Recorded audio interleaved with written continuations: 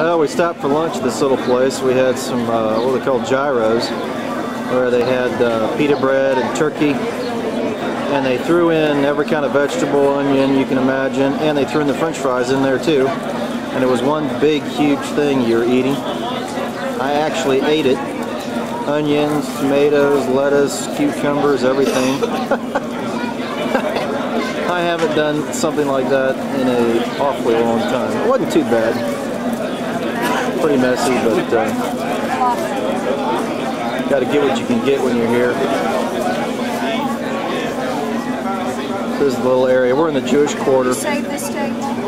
We're heading up toward the Cardo and the Herva Square. Bagels. A place to jumpstart dialogue between myself, Orthodox Jews, and it's dialogue that's been sorely missing. In fact, for 2,000 years we've had exactly the opposite.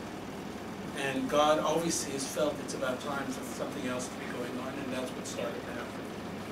And firstly, there are two verses in your Bible that have been very helpful. You have one verse in your Bible in Romans that talks about being grafted in. That's been very helpful for dialogue. What that has meant, though, for most Christians is most Christians have believed that the blossoming branch of Christianity was being grafted onto the root of Judaism and was completing it, fulfilling it, replacing it. It's taken 2,000 years for people to finally get it.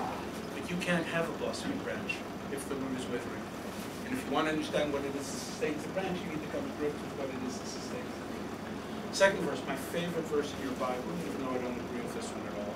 Only Jews can get away with a statement like that. But my favorite verse, because it allows for dialogue to happen.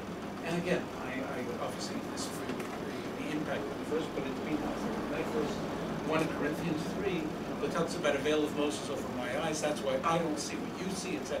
Why do I love that verse? Because that allows a Christian to come into my show and discuss Isaiah 53, Daniel 9, and Psalm 2, and Isaiah 6, and blood and atonement, etc., etc., etc. Finally get frustrated and say, God, it's this veil thing again. I can't get through to this stiff-necked Jew. I'm going to leave this one up to you. That's an amazing moment. Because my whole life is basically leaving everything up to God. And if you and I can both do that at the same moment, we're going to find that the barriers that have existed between us will not be like extinguished. Okay, I'm standing here in, again, the Jewish Quarter, Herva Square, and I'm going to give you a sweep around here. It's different than I thought it would be. There is some construction going on. Now, right over there in the middle of the frame is the Wool Archaeological Museum, so you can kind of locate where I'm standing by that, coming on around, and you'll see where the fencing is. They've been doing some work. The Herva Synagogue is, with that famous arch, it's the only thing left of the synagogue, is right here near the square area.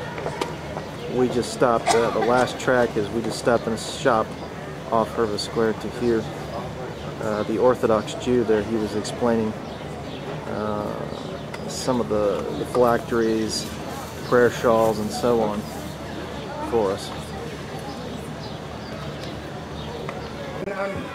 So this is Hezekiah's wall. Hezekiah wall, it's from the year 700. The broad wall, they call it. So we are talking over 2,700 years ago. Hezekiah built this. And the wall was wide and high. Look how high it was. It's marked in the corner with the white blue stick. You see? The estimated height of the wall. You see the sign on the wall? That was the estimated height of the wall. So Jerusalem was only up to here. How wide was the wall?